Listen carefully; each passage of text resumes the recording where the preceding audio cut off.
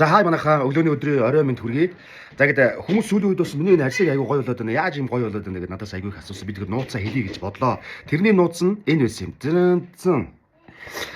Энэ 12 мянгатай энэ адин брендийн солонгосын алдартай энэ коллагеныг би одоо ууж байгаа.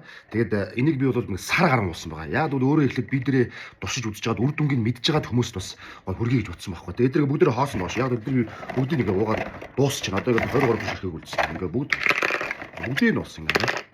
Одоо энд нэг хоёр л үлдсэн байна. Тэгээ энэ аягүй сайн юм билээ. Яг тэгвэл энэ коллаген дутахаар хүмүүс ингээд хөвшрөлт маш хурдан явагддаг, арьс унждаг, үрчийдэг.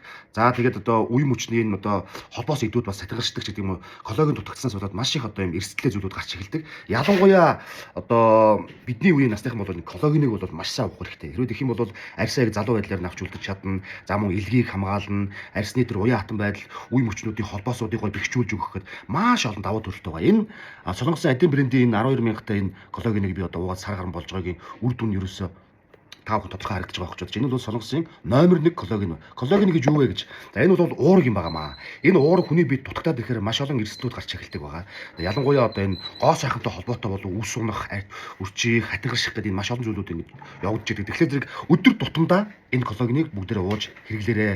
Өглөө өлөн дээр ууж болно, орой унтахаас өмнө ууж хэрэглэж болно. За тэгээ бүгдээрээ энэ коллагеныг авч хэрэглэцгээгээрэй. Бүгдээрэнд нь амжилт хүсье. Би ингээд дараагийнхаа зурлаар бас бичлэгүүдийг оруулаад явах болно. Ингээд дараа бас илүү дэлгэнгүй мэдээллийг та бүхэндээ хүргэх болно.